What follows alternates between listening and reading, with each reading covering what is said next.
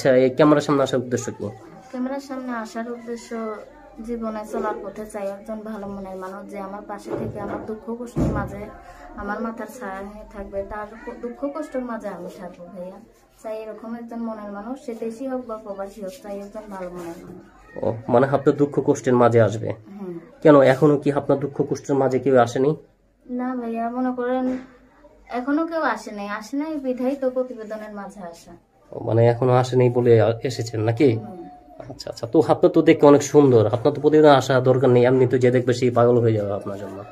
যে দেখবে সে পাগল হবে, কিন্তু ভাইয়া দুনিয়াটা চলে টাকার কাছে। মনে করেন বিয়ে শাদীর প্রস্তাব আসে, কিন্তু যৌতুকের কারণে বিয়ে শাদী হয় না ভাইয়া। ও মানে যৌতুকের কারণে হ্যাঁ। আচ্ছা, তো কি কি চায়? চায় মোটর সাইকেল, চায় বাইক, চায় ফার্নিচার, চায় স্বর্ণ অলংকার, চায়। এগুলো কি আমাদের পক্ষে দেওয়া সম্ভব? আমরা একটা মনে করেন গরিব ফ্যামিলির মেয়ে, আমাদের তো সেরকম আর্থিক অবস্থা ভালো না ভাইয়া। মানে মোটর সাইকেল চায়, বাইক চায়, ঘর সাজিয়ে দাও, এটা দাও সেটা দাও, মানে অনেক কিছু চায়। হ্যাঁ ভাইয়া। তো এত কিছু দেওয়ার সম্ভাবনা তো আপনার তো নেই। না ভাইয়া। তো আপনাদেরকে দেখে বুঝে না যে আপনারা কোন পরিবেশে আছেন অথবা কি কষ্টে আছেন? হ্যাঁ ভাইয়া বুঝে, তারপরেও তারা চায়।